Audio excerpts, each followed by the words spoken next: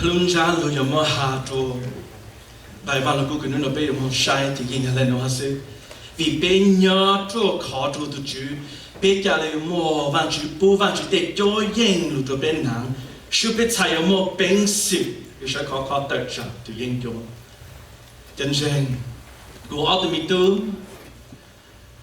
để ở tụi nhà basketball mấy thằng tụi nhà play basketball là chỉ cho tụi thằng loแต่คุณอาจจะหลบไปเป้าสู่ NBA แฝงดาวเจดี NBA ก็เป็น play ลีเท่ายันจองดูคือสู่รู้ใจคือเตมิโยยคือจาวจูเจออดดูแต่ชิมโมรู้ใจรู้ยงใช้พวก play basketball หล่อเลยแต่สิจะมิโยยังเป้าแต่จะยอพวกจะไล่ใช้มองเด้อเราไปกีคือพวกเรารู้จุดเชื่อต่อ school รู้แล้วตะการโป้ของเวทตั้งเจ那是不是应着在做保罗山民主 TV？ 那นู่นเนาะจะเฟ้งดาวอีกจะมีอย่างยังจะฟ้าจะใช้ YouTube เป็นจะเราคนอยากใช้ YouTube ฮะ yes กูน่ากูจะเลยยังอยากจะใช้ YouTube แห่งโกลเลยฮะอ๋อ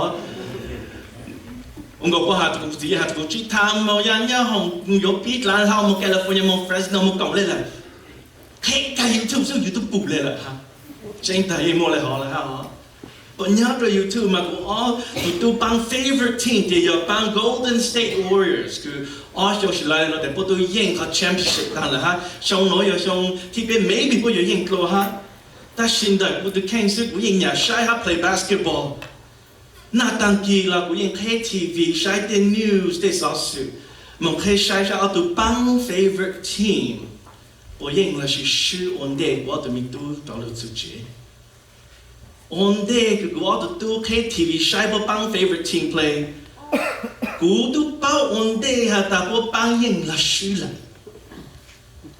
vìเอาตัวจะเป้าแต่เอาตัวตั้งต่อใช้ TV อีกใช้อีกตื่นร้อนหลอกก็ฟังเลยซึ่งอีกยืนอีกจับจะ referee อีกตัวปลาซึ่งจะเลยจงช้าละตัวปลาสุดจะยอดใช้แต่เท่านั้นเท่าผู้ชื่อละผู้เอาตัวยังโป้เลยฮะมากูมาสั่งชีท่องเนี่ยแต่สิมอเตจาปูก็เอาตัวใช้แต่เอาตัวแต่ Daddy if you care so much for the team โอ้ยก็ชิมยอดใช้ถึงแต่สิ Daddy ตัวเป้าอุ่นเดลละแต่บางทียังละชื่อเดี๋ยวเอาตัวปูกูเขา reaction เดี๋ยวเอาตัวแต่โอ้จะเล่นสิชิมยอดใช้ถึงเลยเอ้ยปุยยออี crazy ละ莫想啊，头骨拔咗一度没包，但是都晒嘅 highlights，我哋未包出嚟。I already have the foreknowledge，我哋好啦。即頭嗰部咩樣晒嚟講書 ，Let me tell you，嗰部不幫窿吧，不多情感啦，我已經包在頭高，和 end result 頭手有用嚟講，你去用晒。你要都找到了就覺得，要都一樣的。Daddy，did you see this already？ 你得的 ，maybe 。但是我们说是，阿都不的要不能自己尿沙，也阿都其他尿沙了哈。vì我都把我们的头的班对应班对书了，这种个嘞，好多在呀，都能帮忙了多情感了，我应包的好少有用来讲的，好多知道我好 reaction，我给的都得是成个就是路线了。อีอย่างเลยเนาะเราไปวันเลยจีตุขาดไปยอดตัววันจีตุดูจีเท่าที่เก่งรู้ตัวพอเศร้ายอดตัวพอชื่อสิเลยหาแต่เท่าเกิดกลางจุนยงยาตัวยังยกอยู่ชื่อสิเลย Amen We already know the end result ว่าแต่เท่านั้นเนาะเป็นยังมองยังรู้เป็นยอดชาจุดปล่อยใจเส้นเกิดcứ lọ vang sáng chỉ thông nhớ vì lấy chẳng một cái sự thành nó chủ sự bên bao à cho sao đã lang chừng nhau ya tụi nhân vô cái mà sự này trời ya để thảo bây giờ là sự bây giờ cầu là sự bây giờ blank lấy chẳng để thảo bây giờ đông cho cái sự đông nhập bla lấy chẳng là thảo cờ nè in the end vang chỉ tôi tham mấy hạt chỉ change cho bây giờ hạt tụi nhân vô nhân sự này We know the ending. But tu bao khó sao là Vang chỉ yên khá cho bé zu lu neng yang be show you trong nhà. Maybe not every detail. Ta shi the end result cái trang gì nhục trâu chỉ trong nhà là. But yet still, sometimes we whine, you, and complain, thinking that they will change our resolution. Ta shi ô vang chỉ chào, our resolution being bao meng là. Chính để Chúa Giêsu yên cái trật tan lưu, thọ bé một tuần nhỏ not only that. Nếu một cái sự cái blue cái to, plan zu nhung, rồi bỏ chạy nào. We already know the end result. How do you chỉ lo cha lúc tết cha, ở New Jerusalem lúc tết cha, cái chỉ một cái giàu cái chủ tết yang cái bé bao rồi yang tan lưu, yêu lo mong lên lại. This is vang chữ được lệ cha chủ bé. Do you believe this? Amen. And this is what your bang to be ansha down to the bilu neng nang no your ole jang. Because yeah, le la so ke ben ya ko tang tang la shi ka su na. Clan su de jong le tu nang you mo to ke tu draw the rattlesnake. Ku lu tao tu draw za tu cho la. Ta shi ting fang tu nang chỉ mo ben si tu tao be. So be careful, but at the same time thao cơ. We already know that Jesus do có yên, and at the same time you're trot si, trot the clang in yong, but not noon and on trot the clang mimi, but not noon it's up there. You're trot si so. We already know his fate. He's a defeated foe. That's your bit more shy. Nhớ rồi phải số trong trâu gai cậu. Bao lâu yo xí lu, hà ta thảo cơ nó finally. Hay yo xí lu ta sỏi khó môn đau lệ bê ra. 3 times he says stand. You remind của John James chỉ sao nó càng ta xí yo chỉnh trọng rồi rong. This is the protocol. Cứ tại yo bên nhau năng nó tang trong lúc chỉ sử dụng cái cho ăn lưu. It seems that làm gì một phi thịt cái là bây giờ chỉnh trọng ta nếu cho tụi năng cứ lúc tao tụi cho giá tụi cho là. But there is a spiritual warfare. Nhớ cho biết lúc neng cho phang jubilee. Huệ của biết chỉ sao nó phang trong all and I remind ka the shan jubilee. Be một số dạng công mong all the heavenly blessings nhớ cả cho Chúa Giêsu. Chỉ ta lên nói sự nếu tôi mong ban chờ cho bên nhóm cho nhóm để vang cho lưu giữ là. He says all of you will get to reign and will be seated with me. Sao vang cho lưu giữ? Bảo lộc hà cho bé ta vang chữ mò người tây yang không cho yên his armor lúc cho bé nắng sư bé thay yo sai tao will be able to stand call firm han nhớ trong thế to be secure vang chữ tung bang một bút cho bé là ta you know what the fact is bé tung yo chỉ ô bé tết lệ tình cứ yo mò vang chữ tết cho yên luôn nắng solo shi hai vì solo shi yên mò cái shi shan ding za lu cho bé short lại. Amen. We receive temptations and every time, especially last week, bên nhà có một cái chùa ta tụi yên yo lên tự ta mong đau yang đau chẳng chữ shi nhớ cho my personal life that reminds me that yên mò cái tự chẳng hẹn cái lên là punctually. And even today, là bên một cái chùa ta và chúng ta tôi yên cứ yo bang tàu bé thì thái bên được khen ở lại nhà chỉ là luôn để bên lúc bệnh sự là sẽ bên lúc làm lúc là bên lúc phải chỉ lệ ta sẽ luôn để vang sự luôn. Bây giờ nếu có blueprint, nếu có plan, nếu có pack, nếu ban cho bé, ham ban cho bé, cũng muốn sáng không? Bây giờ rong lấy từ khu mò, là sẽ từ doctor, the pharmacist, cứ sang tàu cho bù ban cho bé, ta chỉ rong lấy bé chỉ tàu mong mong càng để cho lưu sĩ lưu nọ lưu dài, của yo ban tàu bé, nó ban nhau rong này. We forget.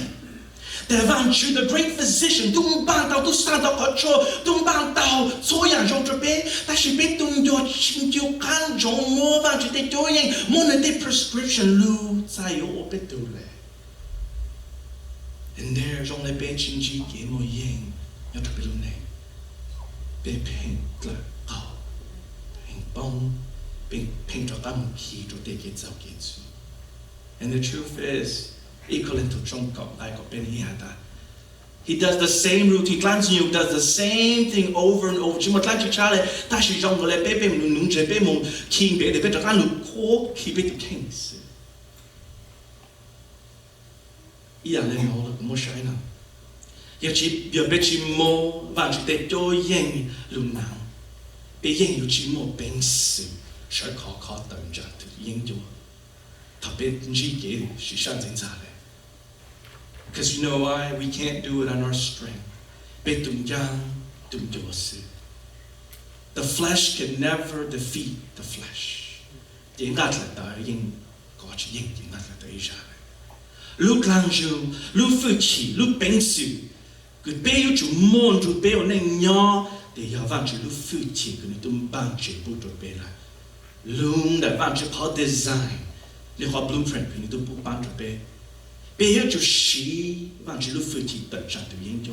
Bây giờ chú sĩ vang chú để cho yên, cứ có yên hay có cloud cả cái sĩ sa nó, thảo cloud đấy à nó là, bây giờ có bộ đã bây giờ tuần trình, khó, chỉ là bây vào ta lại là, but that we will be able to stand.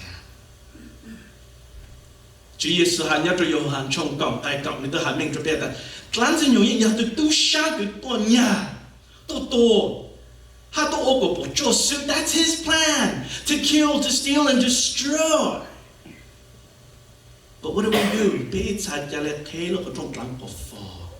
Et chính yêu can cho ta bây to great physician to cứ sang cho rồi dùng cho bây to bù养cho dùng cho bây lũ tại lũ nọ của ban tập bây to khen ta chỉ bây tung cho bây nào căng. Mỗi Giêsu là chỉ ban chỉ để cho yên luôn nào một bây thôi.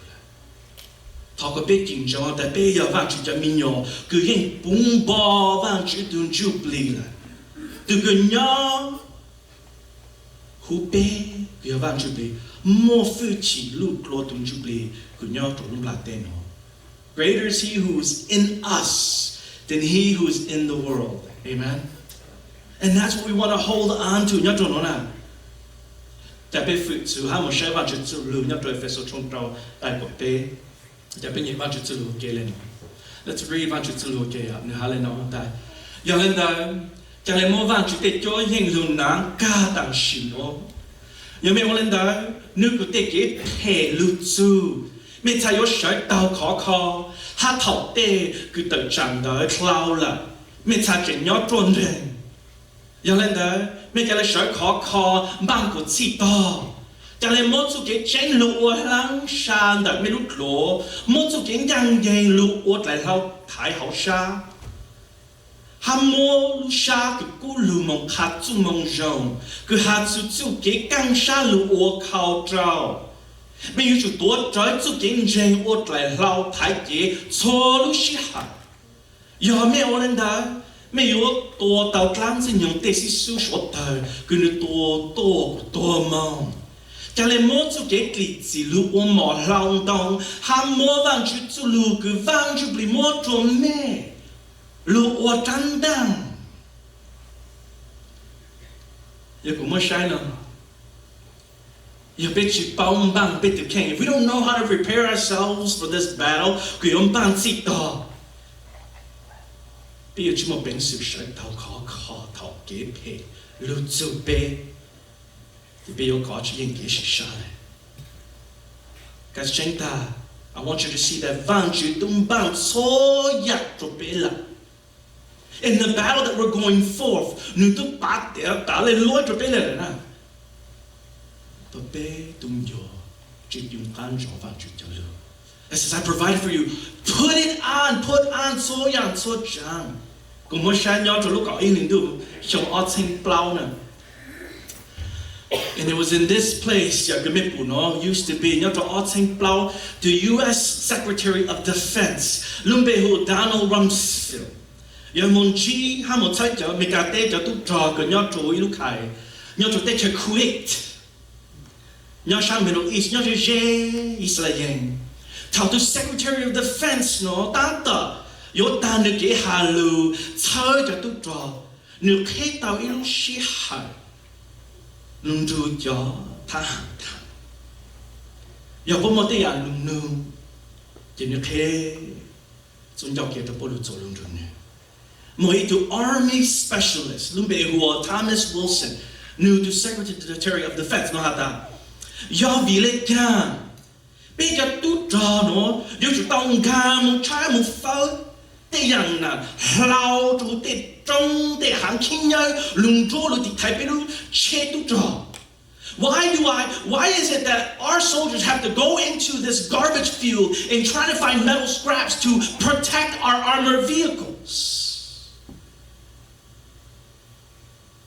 Bây giờ bê lùng để khe mê ca cùng bố nụ và mênh tung cho equipment là.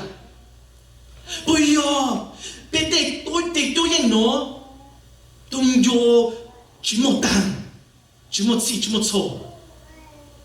Why is it that bây giờ chủ tao mong trang chủ áo mong phá để khi nhớ luôn? To Specialist Thomas Wilson. Khá nên lúc sát lại bảo ta nữ hiện chính trái độc trò lẽ ta sẽ nữ sáng hạ ta bây giờ tu trò rồi lại tung cho tây yangของ equipment để cho yên cứ có tí thái tạo bố thực khen bây giờ chân sốt là để cho bây giờ sáng hạ ta bây tung cho tây yang bố cứ có tí thái tạo bố thực khen ta sẽ bây giờ chủ kinh trọng lên nó Vang chữ tôi giờ tôi lưu tôi giờ biết tôi này tôi giờ tôi cái sang trọng bé nếu tôi giờ tôi highest commander cái sang trọng bé nếu tôi giờ tôi cái bộ rong ban si bộ số ya cho bé lưu ô cho bé kia cái một chỗ yên này nó bé tôi commander tôi giờ vang chữ nếu tôi bộ ra chỉ cho bé chữ sang cho bé cho mình nhiều cái giờ tôi cho He's the commander who's provided, who knows what the battle is going to look like. And we see so many things that come up. We'll go into detail a little bit because of the historical significance.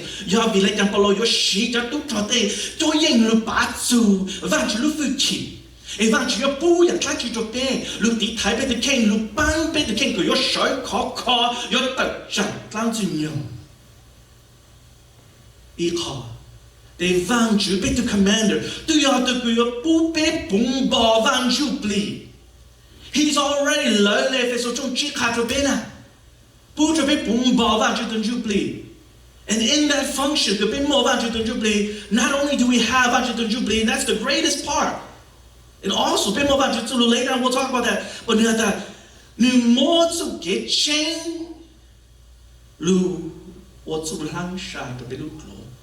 not only is He given us the Spirit, but also this truth. This belt of truth.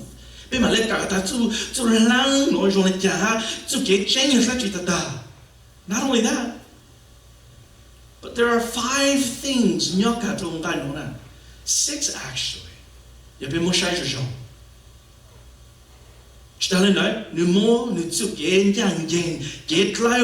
His righteousness, His holiness, Lord,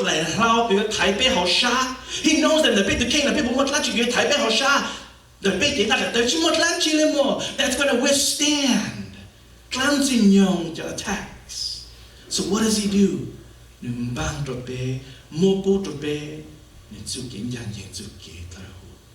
That's sufficient to show call the Chatlands in you. Lu di tai bit to king, Tamo get shan't that. Nu ching boo to get gang sha, nu boo nu her peace to get Tayang. Lu shag in your that do to pay. Why? Vi pay more to Mong Jean. Go or to pay lu shag gulu, Jean let all cow to be trawler, huh? And this analogy reminds us that there is this peace that comes from Papa Bit Bao to Hatsai Tao and Jane Tao that not Rovan to Mojong.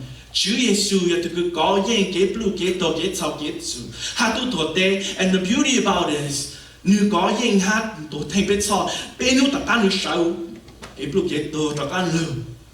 He's victorious, and at the same time, no Nakatin Baladashi, Numonya, and Shansi.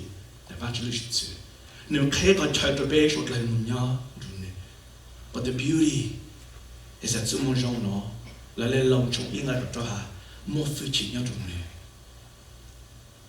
for I'm not ashamed of the gospel, for it is the power unto salvation. 就说来日再到眼底子。Stanley Nasu, I want you to see that Game Jane is also a precious gift. Yeah, Gong Mo, give out your boot of Benoit. Nothing more than to Game Jane, to be loot or try, look what like how type it ye, go or tao, get she shallow, the lands in young. This is Sushwata. It's this shield of faith. Game Jane. Now, no, bear to Game Jane, let dance. Do we even have a little shield?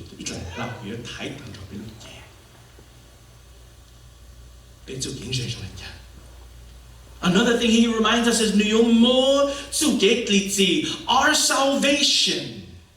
Why? Because he understands that the battle. And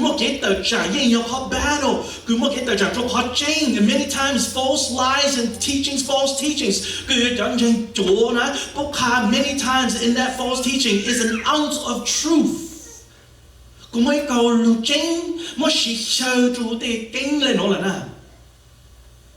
what happens is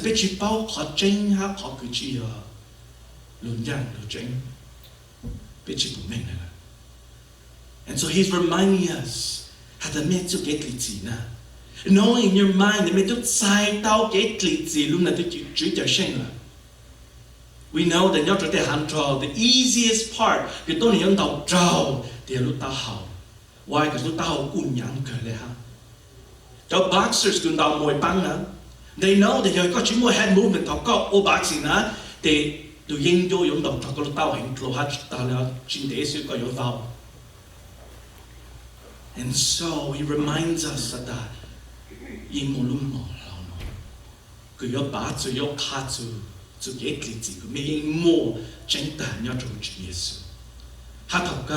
besides all these defensive weapons, could be at the type of the king to more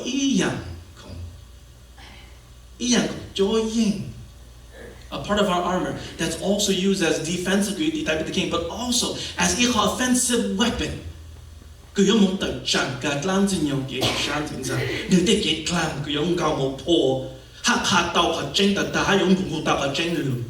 what is that? Vang jubli mopu trope, luo trang dang, trope lushi, lungao lu portlang teket lanza. So altogether we see how armor vang chu in bang chile no tropela. And all the time, each on chain, you pay more sang jonan. So you vang chu in bang so and so chan jong le no tropela. No, ne?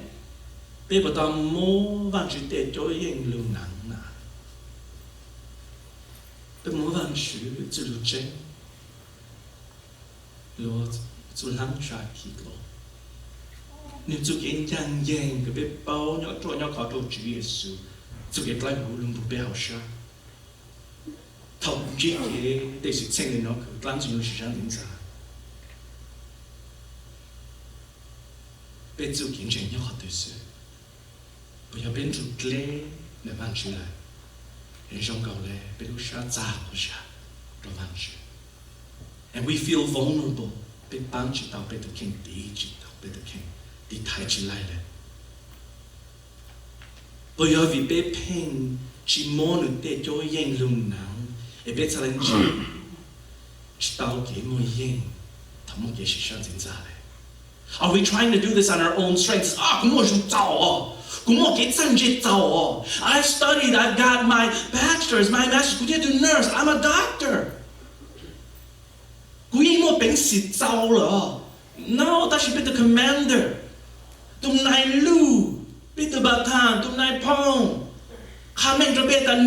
this is something that they not let them in. But in all of the richness,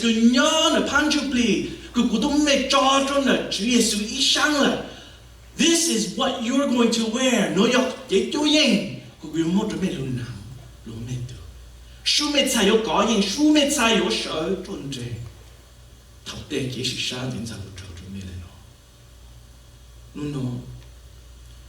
bé bố nhau chua nhau khó trụ bé được chữ Giêsu nào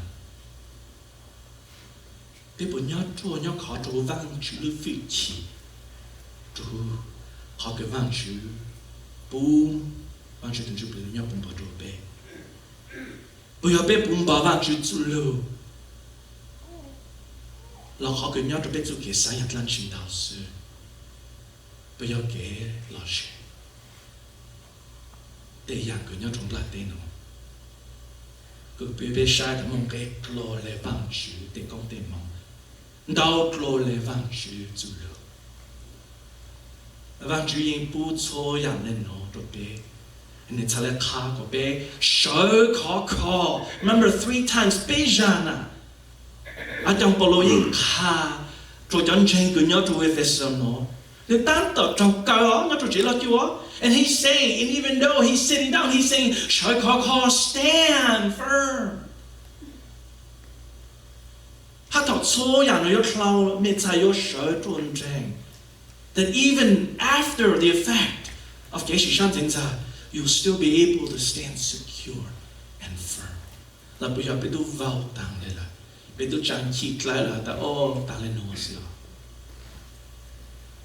อีกคนสิก็ไปอยู่ปุ๊บไปอยู่จุดมัวตันทออ๋อวังจุดแต่โจ้ยังลุ่มน้ำต่างชิโน่วังจุดแต่โจ้ยังอย่างจุดแต่ we just talked about it แต่สิอย่าไปมั่วใช้เนาะตัววังลูกกูน่ะเนาะตัวอยากใส่ยาช่องเขา应该一门สุจีนึง把名字主耶稣的有都ยังคืออยู่ลุ่มน้ำแต่จากนั้นจะยังอ๋อไอ้เป้ยกตัวแต่วังจุดยังเป้ดู great warrior ก็ยกติดท้ายยกจังจูเป้ and at the same time ยกตัวเก่งดอกจ้าเนื้อเลยน้องเนื้อตาดาวิดจังเกยงอีอย่างเลยจ้องดงคือตู้มุ่งดูละแต่สิลูกเขาเป่าจ่อหลังโกลอีตุนจัวชาย้อนนั้นดูวังจุดชาอยู่ใช้หุ่นดาวิดจะเส้นจุลูวังจุดตุนจูบลียกปูก่อนนึกมั่วจื้อมั่วเกจังเจียเป่าจื้อนึกจังต้นเอง你要包都吃路山呀，肥都吃。哈，你要干山路肥，你能忘吃路？你要去咋子来了？你路跑么不了心，你路跑见喏。你要咋紧张点做着都能不？哈，长着都能去去么能去帮助在。你路哈用样嘞，长跟道路拉得喏，哈你得帮有多着都能杀。แต่จริงๆแต่เก่งจังเก่งโยโอนจุลังชาถ้าเกี่ยวชันยังโยโอปล้นดาวจนปังโกลอย่าเสียชงที่จะที่โจจะข้างขาจะเป็นก็โจไงก็ช่างมันจะนี่ก็ว่าแต่หนูยมโมเก่งจังเก่งลูกโอหนูยมโมเก่งจังเก่งลูกโอลูกชอเราหนังห้ามโมสุเก๋เจอกลีลูกโอลูกหมอเราดอง so it wasn't anything that อาจารย์ปโลจะเลยลูกสังหารแต่ใครรู้จีนลูกโอซึ่ง but no he saw that ยอดถูตัวเก๋ฟังจะลูกยอดตัวยาสยา and remember during this time ฟังจะจัดตัวหนึ่งเราจ้างหมอโอโลเขยอดแบบลงเลยช่างจับลูกชงพอยิ่งสั่งแต่เก๋ตื่นเลยตั้งเลยโน้ตเศร้าพอจะเก๋ฟังจะลูกยาสยาเสร็จแล้วจีตั้งเลยโน้ตยังมัวอีกตัวเป็นนายเวลาจันเจ๋อยู่ใช่And this is what he's going to wear. น้อยตัวนี้ตัวมั่วอย่างที่ต้องพูดอย่างสื่อไม่ใช่ยกเป้าแต่เท่ากันแต่วิญญาณเจตุมาเสียอย่างเล่นติดตาในหันสิ่งนี้ตรงไหนก็อีฮัตตาตัวชื่อยกเจ้าสิจนนึกจะยิ่งโจหลายเลยแต่คือปูตาโอลูละจะยกเจ้าตัวนี้คือยอดเตะเฉลี่ยละตัวชื่อยกเจ้าสิหูตัวชี做这个鸟山路多梦，地山路崩，用柴路飞起个路更高。女有路一样来对付，还一样来做当做龙正。都只下做你长多年下的，我有路做龙中耶路撒冷，就没下太没错的个做给主接了。有个么晒嘛？เป็นลุงเน่งจงเลยเป้เตมิญโยคือถอดสุรุจันดุนนอเป้เจ้าเกียเล่งหนาเล่งสีบางอีลูชอเขาลู่ตัวเป้เตมิญโยลุงนางตั้งสิถอดพวกเราลู่สุเชงเห็นบ้านลู่ซื้อโอจังจะอยู่นุ่นน้องบอกเลยจังละโอจังเป้เตมิญโยอยู่ที่น้ำพวกชอเขาลู่ที่ไทยพวกตัวเข่งเลยล่ะ我讲那么着急了。阿讲保罗因卡着别的，别就莫单朝忘记的就因路难是别再有谁考。侬因要忘记都来杀着别。Comme moi, dépend des gens que t'as, on play football. Nous play ichon, nous kinker là. Nous play joy, le jeu, quand pas le coup, nous peut compter. Quoi là, de mes parole. Que bête mon quoi mon gars. Nous play football, il aussi, mais nous maille de que defensive end que nous tackle, mon mal, tout mais nous kinker là, nous joker là. He was very athletic. That's moi j'en ai that. I got a secret.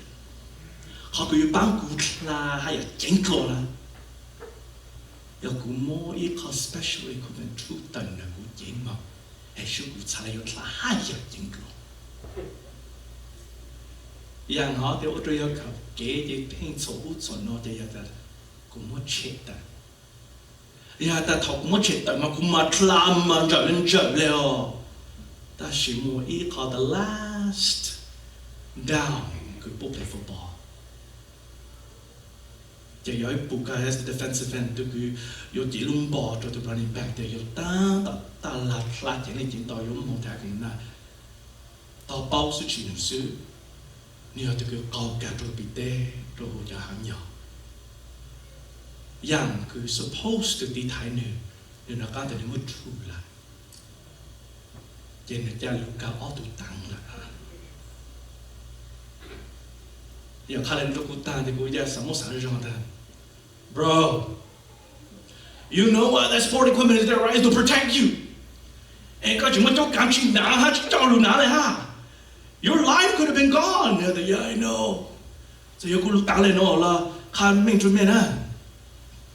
There's a reason for protective wear. Ý là let's lang cái biết sang nhau lúc phải nè. It's to protect us. Vang chỉ để cho yên is there. And it's like if I should declare shock in the bush, on ban si bush be, top benchi de gishan zenza to protect me. Chỉ là biết sáng nhá là biết được khen ta, ô biết em một biết sự của tao, biết用着claw, biết用đầu hình claw là xin được, trash side claw. No. The way to go about this, you're like if I'm chữ hợp ha, and if I'm chữ cho be, mua tăng cho để cho yên được nào. Cho tôi cho lòng một trong hành. We know that this time the Roman government was one of the most powerful nations. And as their empire increased,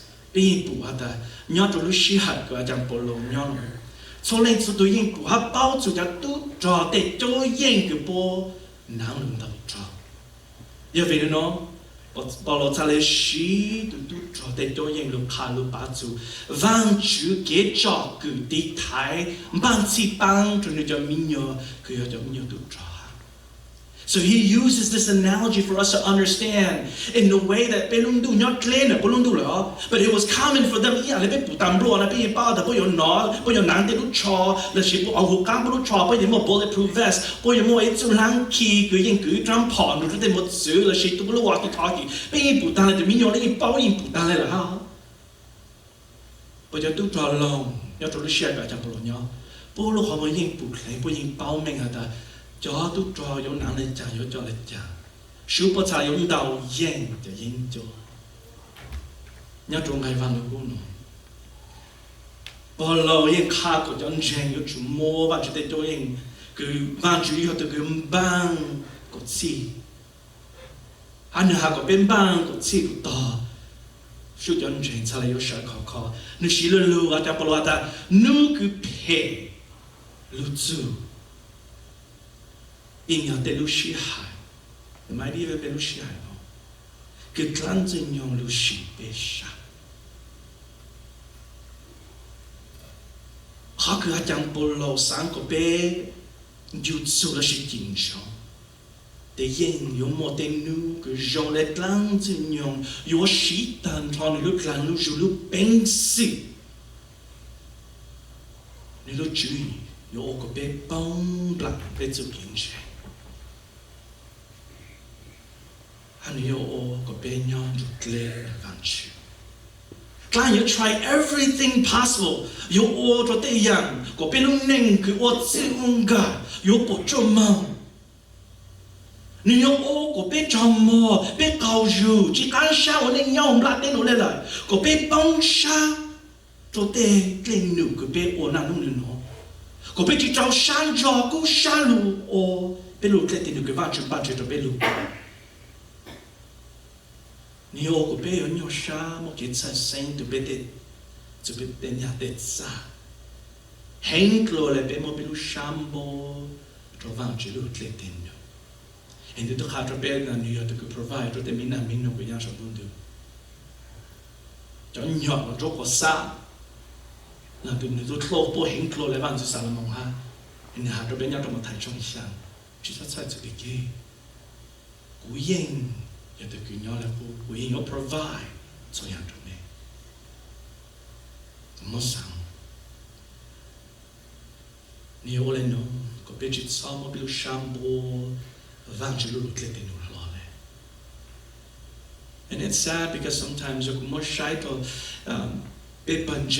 sometimes it's measured in terms of big kushato vanchu. Sometimes you pay kushato ian tlanchi your boda ian tlanchi jing. We're gonna put what?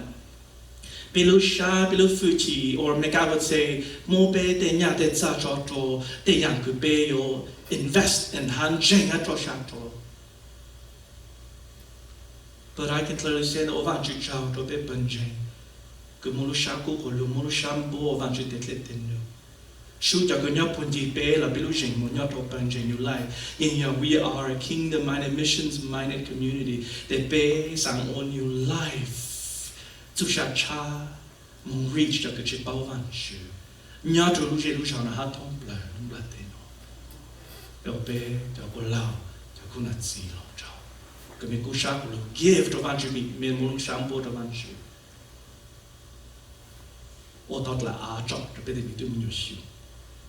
But it's only because you see the worth, not to who. More shiner.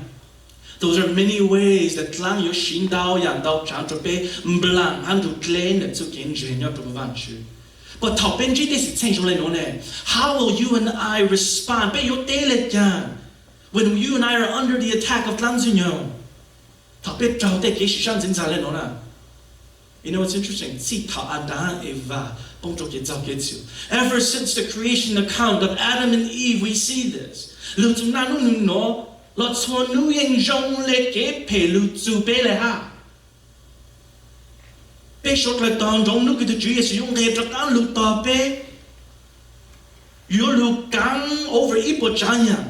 Ni yo chỉ lôi lúc đấy chờ cha, hay ni mất lắm, chỉ nhung tao gì, lúc này ni chú kiến dàn dền, hay lựa chén, hay cái lai hủ, còn nào nữa nữa, biết tin nữa, our responsibility, chỉ bây giờ soi khó, đợi chặt lắm gì nhung, vì Vaajtswv tung ban xịt soi yang cho bây giờ. But you know what? Sometimes we're sitting and say, but you know what? There's so many temptations. Sometimes, like I said,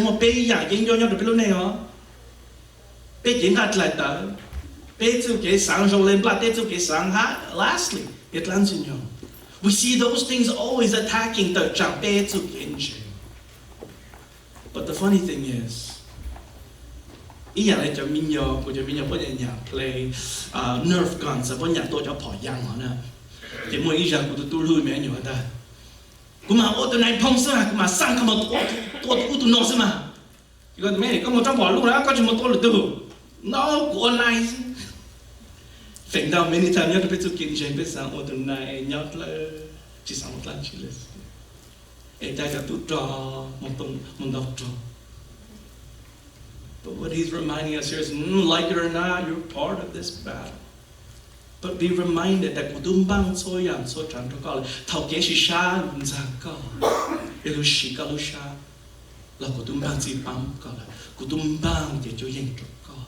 Even more so, you're not going to go through it. Not to go through it, you're going to be sick. The king of Su, no. Go to Fuji, you know, go to Book, don't you play like Holonya Bumba. cũng một sai nhớ trong đại Greek trên cái cọc lâu nó có ít chữ căng sentence cứ có biết trong cái cọc lâu mong chữ họ sau cả nhớ trong cái nền gạo. It's one of the longest sentences that we see starting from cái cọc lâu mong chữ cả họ tập căng cái nền gạo sau. But you know what? The main verbs, the action verbs, there's only two major verbs.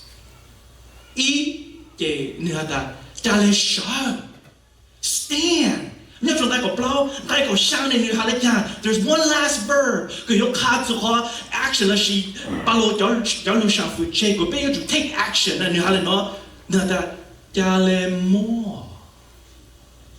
Take it, receive it.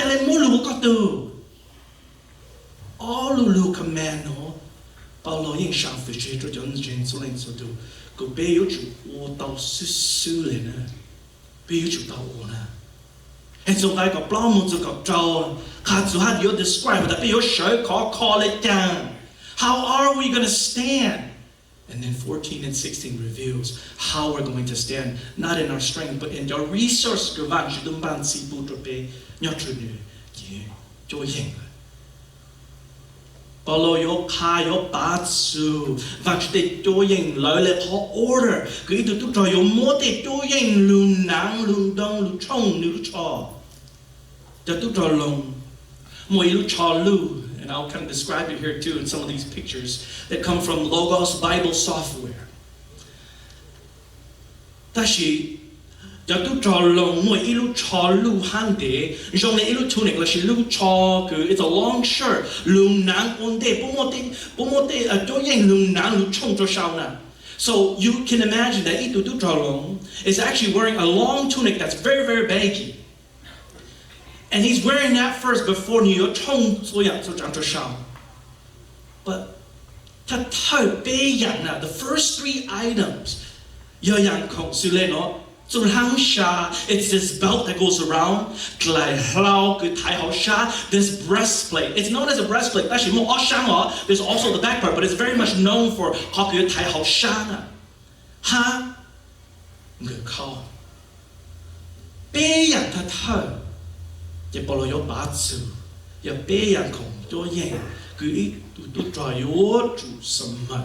all the time. These are to be worn all the times, these three items, regardless, in and out of battle.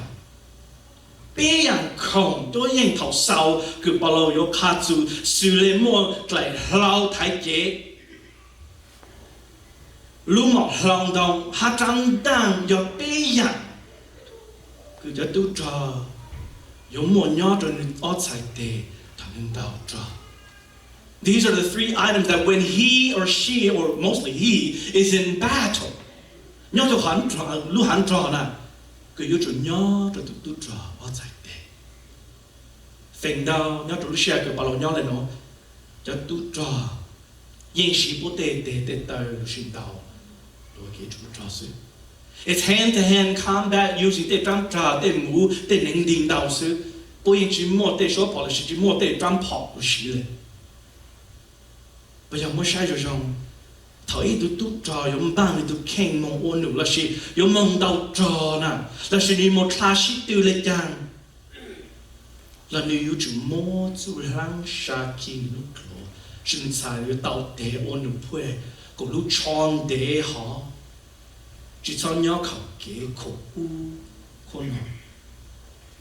And that belt is to help keep that shirt inside so that when they're in hand-to-hand combat,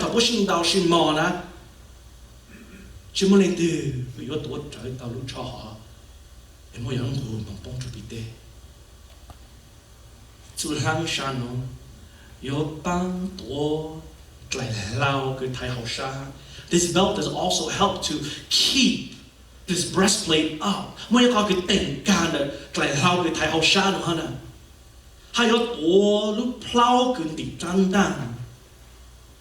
know, it's interesting. A metaphor, a analogy.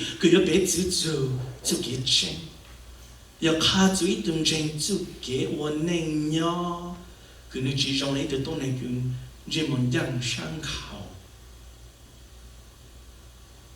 ít từng chuyện cứ yêu chủ hạ đạo vô đạo là bây giờ mong ý chỉ là hạ nếu chủ muốn integrity nếu chủ muốn chủ cái chuyện lúc khi trong lúc lo not just the good words that are coming out of the mouth but that their life is living in the truth ya bây giờ cho bây lúc này lùng đặt chủ cái chuyện chỉ bây giờ chỉ sao希望主路真一下了thảo tây yang lúc lang đặt lan duyên nhung là chỉ tây yang lúc chỉ tranh lùng gan tàu cho bây lúc này là when these false lies lùng gan cho bây cho cái sáng cho ya yên有比不中梦sự lệ là bên một sai phua tại nào vì lúc này này phua tại nào vì một bông rồi cái gạo kiếm trào một thằng bé sơ một tao ấy từ mình nhỏ chỉ ta lên là xin chỉ mua lại à tổ ha bé sai phô tận là luôn nên chỉ thảo trong y mong sự trong cầu y họ tập căng họ số nhà nhau trong luôn nên nhà mua sai là lấy kiến cử đề nữ phô tận là vì nhau trong cái giao cái chủ lệ y sòng đạo. He had been in sin in one whole year, and that was the end of the good that you saw.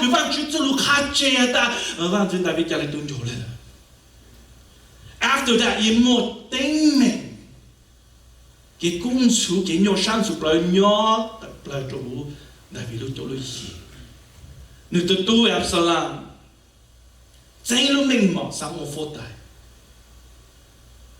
Một cái dạng cái chỉ lại hú nhỏ trong lúc cho lúc gì một cái là hàng đào cha ở trong đại việt cho là Vaajtswv cho là một nhỏ rồi cho tôi này Palestine là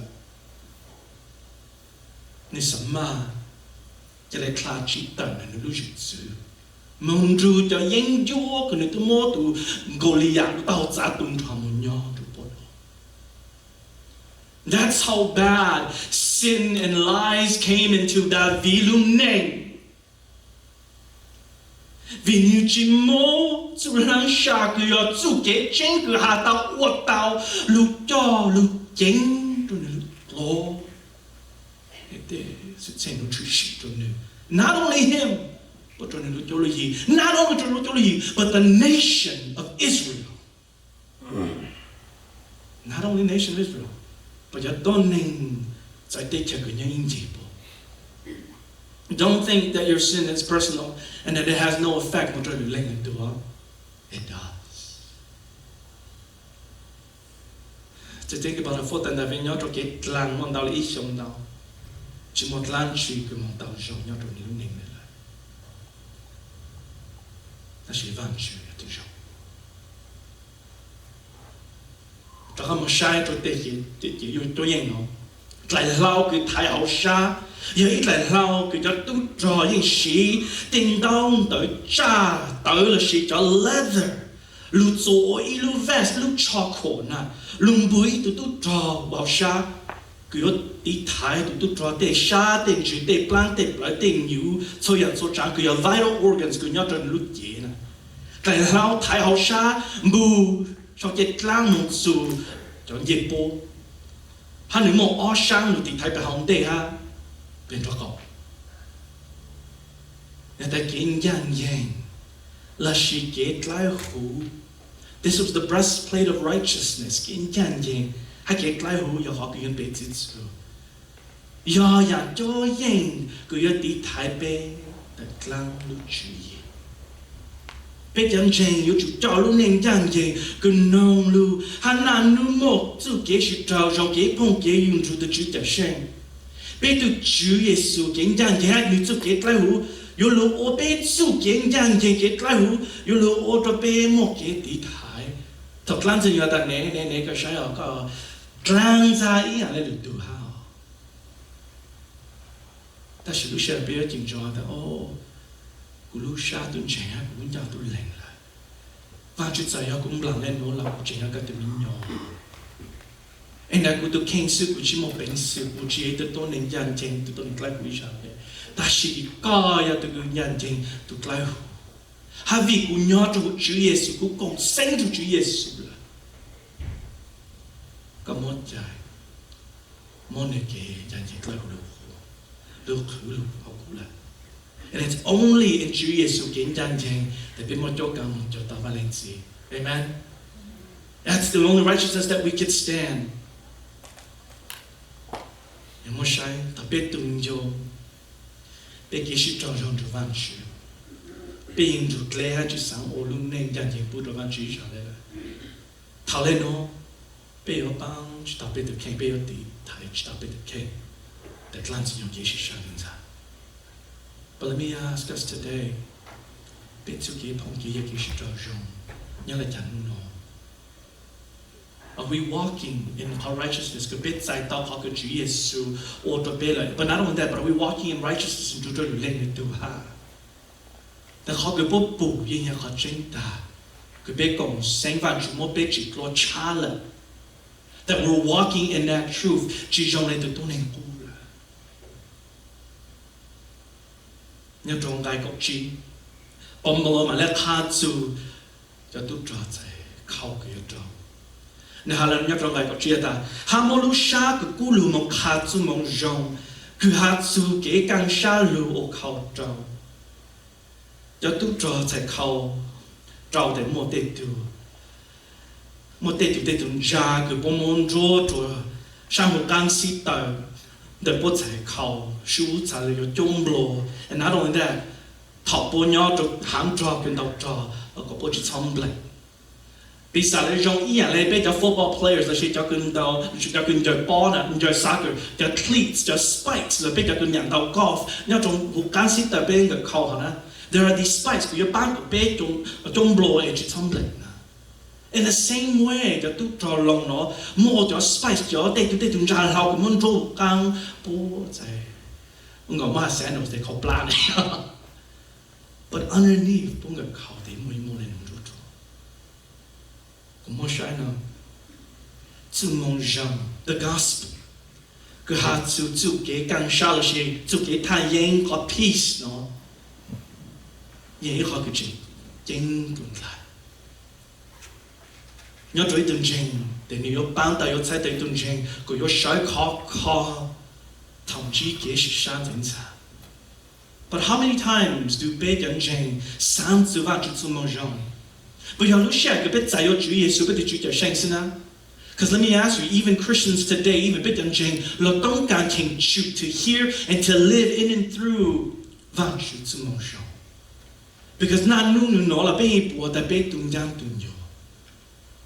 Bé chỉ nhớ rồi diễn đạt lại đó. So there's sometimes those wants cứ bé phim blanc, bé một trời bảo. Để ta bé khi rồi để hàng cái chấp nhận. And it's reminding bé sốt lại, hạt ta bé một ý dạng confidence cứ bé trò sát tạo sư. And that really is. Nhớ rồi chú mong xong.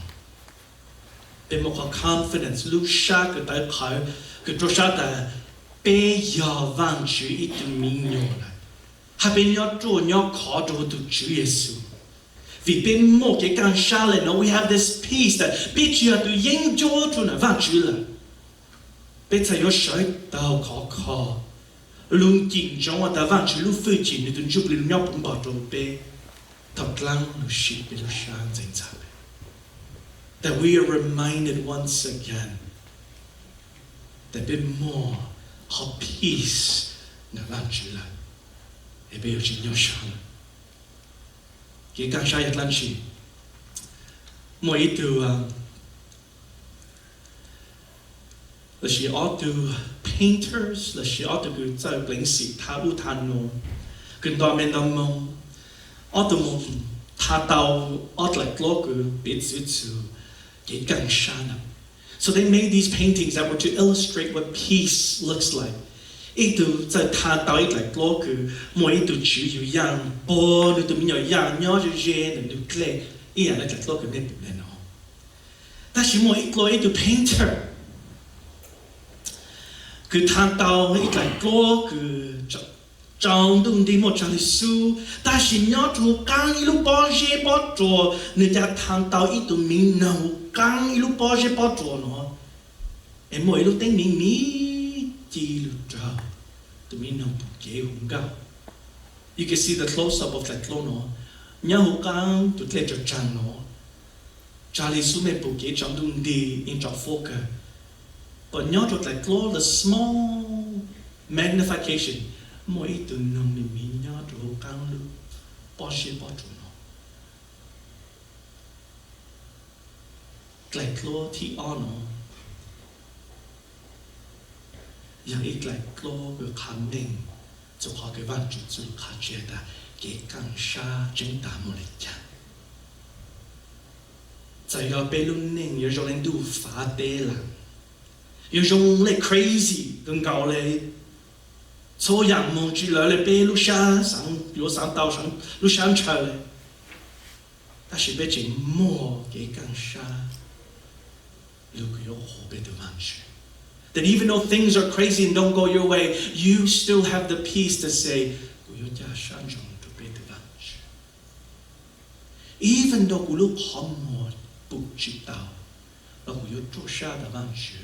even you are in the storm.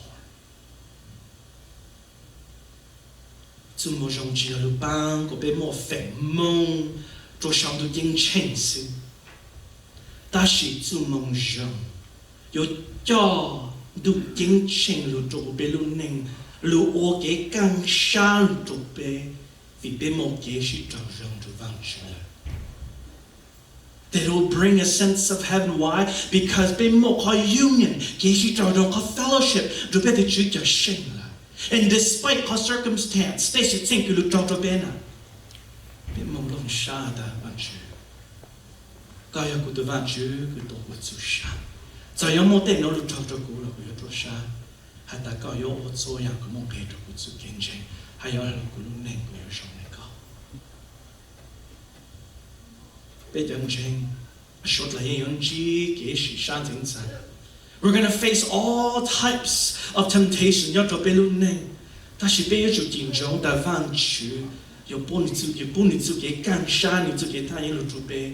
Vì bê tôi cộng sinh trong người là we have this peace because we're united with Him. Hà vang chia từ cái nhân tình bù bao tụ bê ban si cho lúc xưa tụ bê. Vang chữ is our peace, amen. And not only that, ni ở bê lu phu chi. He is our strength, our power. Thọ có bê chân chân cho tụ yo lu bao hát ta tao chu mong rong chân hà mình. Sư bê thay yo mo lu sha Lu khá vang chữ chú mong rong cho lên tu tờ plei là trăng si tê lu vang chữ tu mình nhớ. And that's why we have this peace that no matter what, bây giờ mo lu sát cú lu cho vang chữ chú mong rong cho lên tu. Why? Because thảo biết tu cho cái nhỏ khi cho trăng si tê là. Ta chỉ vang chữ chú mong lu, mình cho biết ta để trăng si tê lu nhỏ, rồi mình lu tê chơi lu này để mình nhớ. Amen. That's that gospel of peace that's reminding us once again. Ý bê tổ trong bê ngài chi ní cậu chi là bê tổ yên khá mê hả ta mê yếu chúng bang chi lưu tế cho tốt này cứ nụ mê hả ta vì lệ ta mê một chơi cha xa. Ta chỉ dùng trong ô tô trong tế bố lùng đặt su kế phụ bố. That in and out of season we have to have the reason for the hope that we profess, but do so in all gentleness. And this is what happens to bê mua cho cái càng xa because bê tụi chính hết rồi xa rồi trong mong sống này ngài có trao giờ bê mua say giờ khá chú cho tụi trò lòng lại lao thái chế nên hà lên nói nhất trong ngài có trao tại mình yêu chủ tuột trời chú kế chính một lại lao thái chế错lúc xa giờ mình lên đấy mình yêu tua tao làm gì nhiều tê sĩ su số đời cứ như tua màu lại lao giờ bên một sai nè, lại lao thái chế nó ông để bảo lên plow and a half feet, plow 0.2 feet, hát láng bảo lên all 0.2 feet. Xuân nữ thay ở đi thái tàu, tàn trò ít tụt trò lúc dẻo. Mà thảo ít có thác thì cứ thảo tụt trò nhau ok, cứ một chút trông lên lưu sĩ phô ok là, để bố số lại lưu nhau in unison, lối ít có line, để bố sợ ít lên nhau dễ ít lên. Để cho là lao thái chế họ trả lời trong có ít lại pan trang được đi thái số lên sự tụi lên ha. Sắm mà trong này ít có force field là chỉ ít có war một đi thái để sử dụng. cho tôi cho lòng nó bố mong đồng sĩ做嘅thì bố mà lại mua tiền đâu tới trả leather lúc trong cả cho sau chọn đồng siêu số tới chỉ cho ô cho chọn đồng cũng nhát này. So you have these wooden planks that are put together, but on top of that, you have leather that's strapped on it. And not only do you strap leather on it, but also put a một lệ lao cho bố lại lao cái thái chế nó ha. Siêu từ yên vô yếu tố để siêu số đời là bố tên đông yếu chỉ dịp lời ha yếu cũng nhát ta. Thảo cho tút trò lòng bố lên sĩ bố lại lao nó thái là bố yên ô tao lại rồi lấy lại pan ra nó đi thái số lên số từ là cũng mong sáng tạo của dòng của nhà sai ha cả kinh cử ha but nhớ trong này cả tê nhớ trong sáng ông in the Wild West thằng này cả tê chỉ một cho ông ngồi bây giờ mình nói gì ha cho cowboy sẽ cho khan à cho Indians là chỉ cho khan thằng bố chỉ xin đạo chỉ chân tê xin đạo chỉ to nhớ trong sáng ông cho cowboy chỉ bố tê trong họตัวจะ Indians มาเจอ Indian ยิ่งตึงโยจะข้ายิ่งชิมว่าพอตัวพวกยังชีหนึ่งดีฮะสิสุดตัวจะเข้าไปซื้อจะข้ายิ่งเป้าแต่พวกจะสิสู้ยิ่ง有ซื้อจุดเด่นหมดซื้อ但是จะข้าเราจะเลยหมด注意哦พวกยิ่งเป้าแต่จะเข้าไปเนาะ注意哦พวกมันพวกยิ่งซื้อ但是พวก travel เนาะจุดอีปังอีจุดกางเดียลงลุนะจะย้อนจุดปุ๊บปังหอแต่ปุ๊บมันจะ caravan จะจีนดาวคือโอเดลูจังคือปุ๊บจังสีตุนหนึ่งจังมองลูนะ and so what they did was จะ cowboys ถ้าปุ๊บมันกินใช่แต่ปุ๊บ circle ปุ๊บจะ caravan จะย้อนอินดีย้อนอีลู circle คือ king ละหอไอที่ไทยปุ๊บจะ king แต่ปุ๊บชุลงพอตัวจะฆ่าแต่สิจะฆ่ามันจะยิงเจ้า you know what these Indians decided to do but what they decided to do was this. The cano, the more but they see sulas put an indi, more draw to draw, more like a tea or should die. And what they noticed was the yapo, the indi, this is suchi or two, the boat John look down. bố tô gặp cho cái lúc chiến đấu thì lúc chiến đấuจะจีบเลยกูยัดทันเลยจีดูข่าวบ่อยมั่วเชียอีดูยิ่งยกจีดูข่าสิเหรอมั่วดูเลยบ่อยจุดโตกูโตขอชัวร์เตอร์คือจีนยกตัวพวก caravan ฮัททันเลยนะสิอีชาจี有撞中有多就ข่าจี就ข่าน่ะมั่ว注意啊แต่ว่า that's the only way to defeat 波ตัวเป็นจีมั่วได้พอไปดูสิเป็นจะจ่อยยังได้ตุ้มโยเลยน้องสิ我想嘛做见证，佢有多大，但是这是事所大，有这种的假设。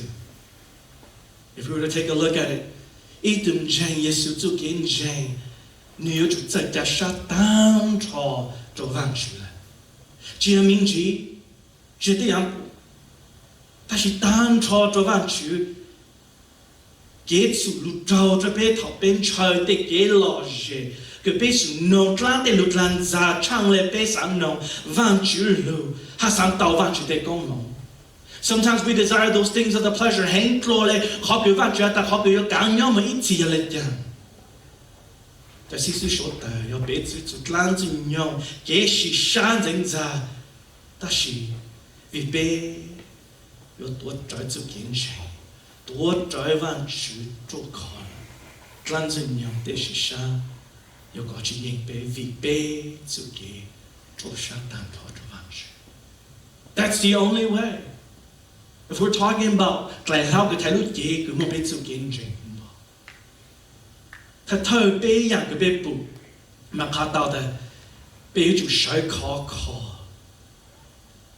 俾補的要住摸住嘅正路上下，俾路攞當然係要住摸住嘅正路我嚟考睇俾好下。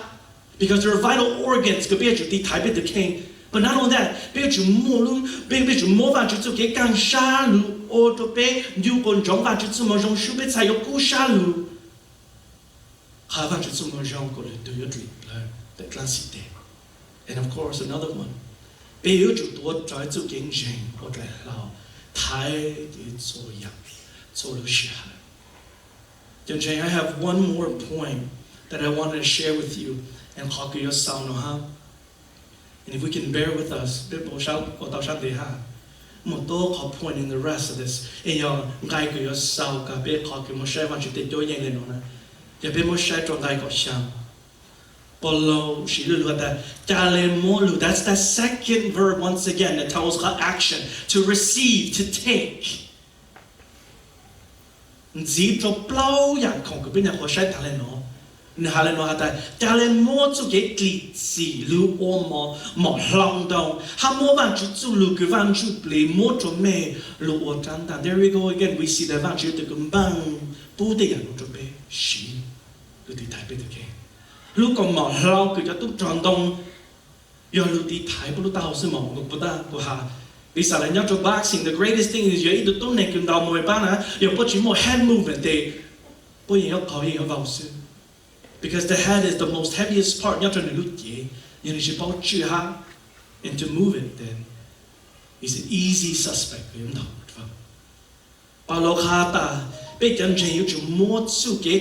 Our salvation,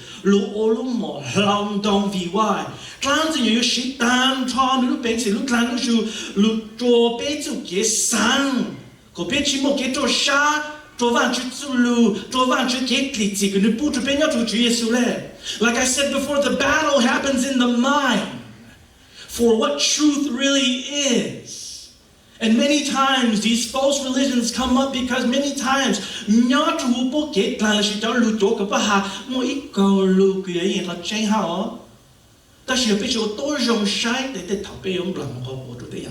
because it appeals to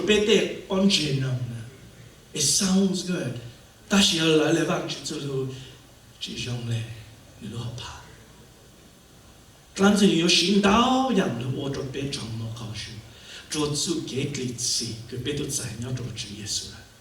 There's going to be doubts.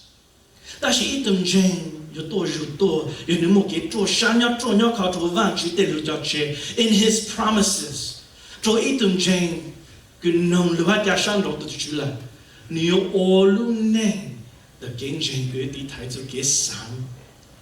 We have to defend in the way that we are thinking. Because confidence get to shine out to want you.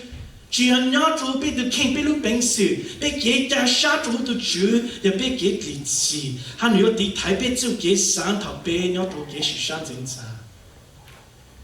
Lastly, guys, we see that biết tình nu, chưa lu mua vàng chú để cho yên, lu nắng sư ta sẽ biết yếu chú, sở khó mua vàng chú lu ở trang đàn, ta chắc lần gì nhau. It's not only that now we receive all these equipment and we're like, wow, no, he's reminding us that is for the defense. This is an offensive and defensive tool. And he reminds us here.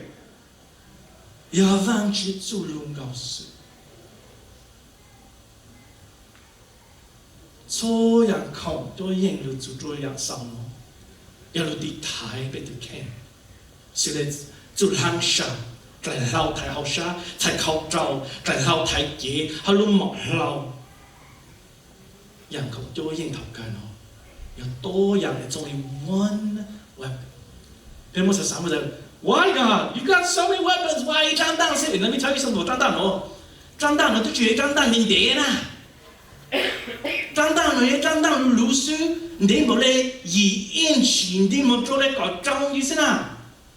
That's how small this blade was. Remember, they're doing hand-in-hand combat all the time. So in those close quarters, the only way that definitely is really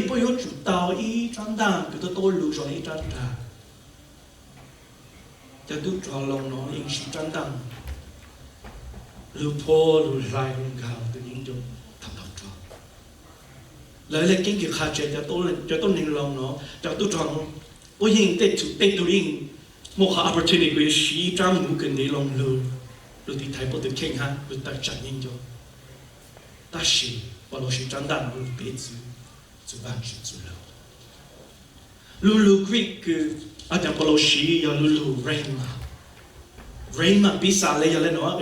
For us to understand what rhema is, it is speaking. Vaajtswv zulu lời le Vaajtswv zulu khache bisa le thao.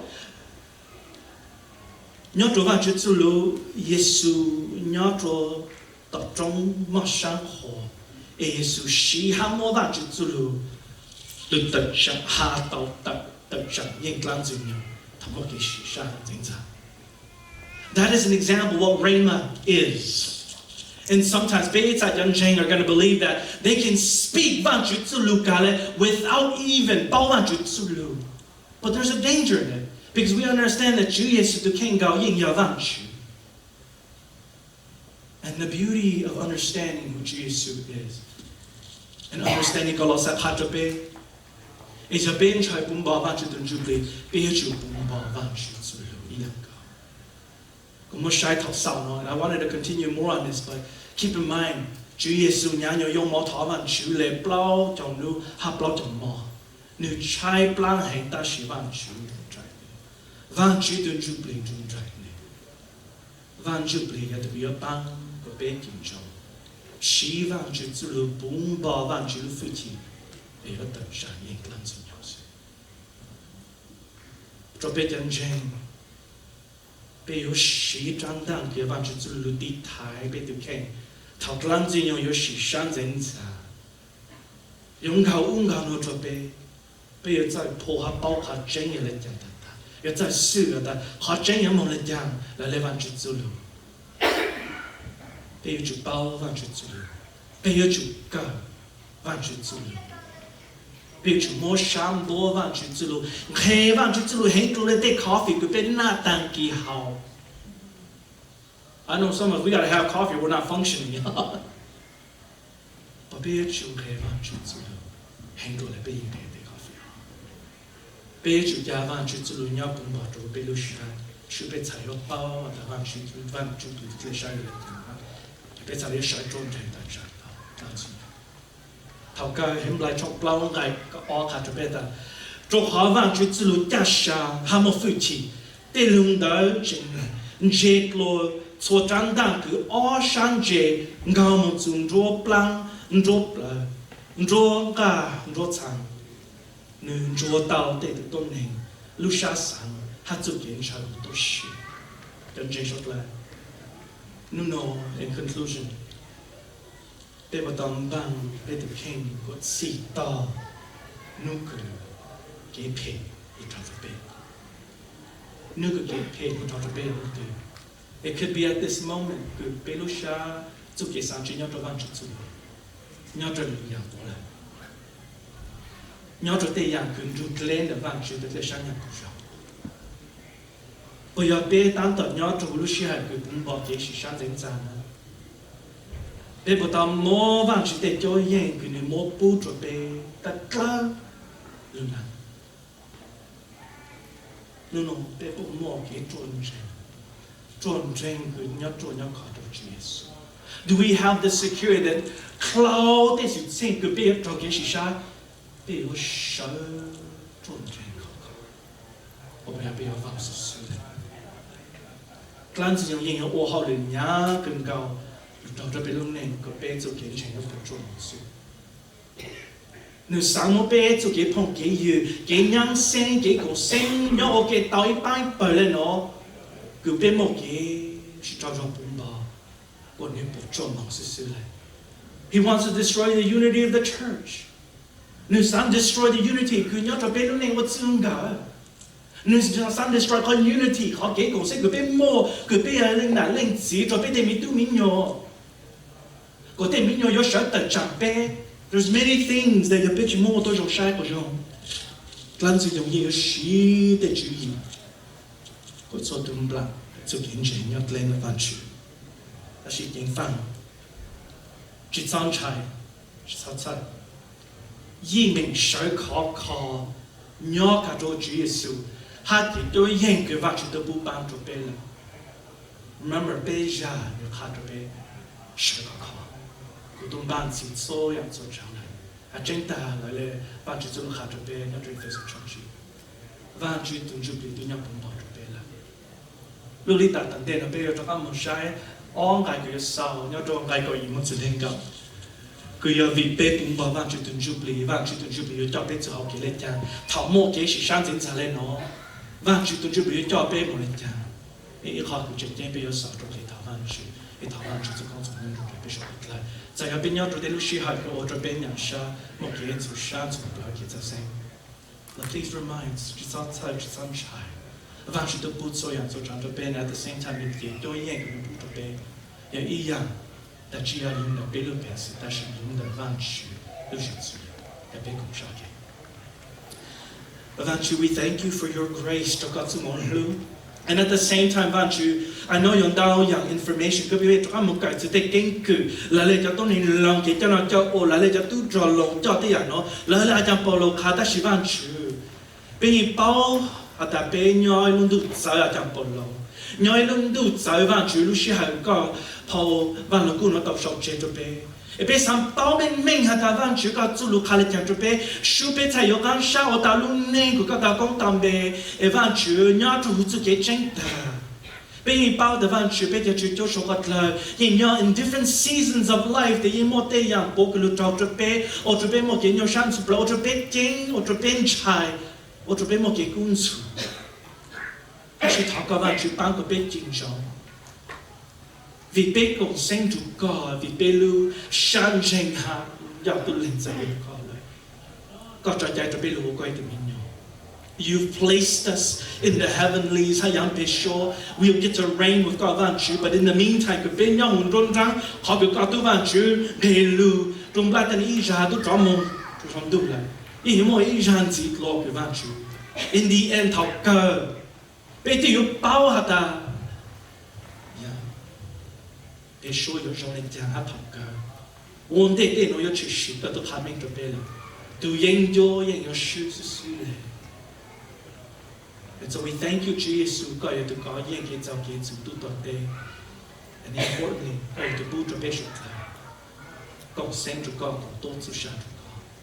And so we thank you that we get to walk in this life all together and talk about your type of bit more to get young saying and to get cộng sinh and to me at the the decisions we make là Vaajtswv chia luôn là bé, tụt làm từ lúc bé xíu, ta chỉ luôn là Vaajtswv có lúc phụ chỉ, cái có bố có từ lúc luôn nhau cũng bao trùm bé, ta có thay cho bé, có bé chính trong tốt trái Vaajtswv có sự luôn, ở trăn đan, một thô, mà Vaajtswv có tàu luôn trái luôn tranh ta, luôn sự luôn Vaajtswv, bé luôn nên có tàu con tàu bé, sự bé thay ở Vaajtswv một chỗ luôn bé thay tàu hồ tàu lên từ, để transit để luôn cái từ mình nhau rồi có gì căng.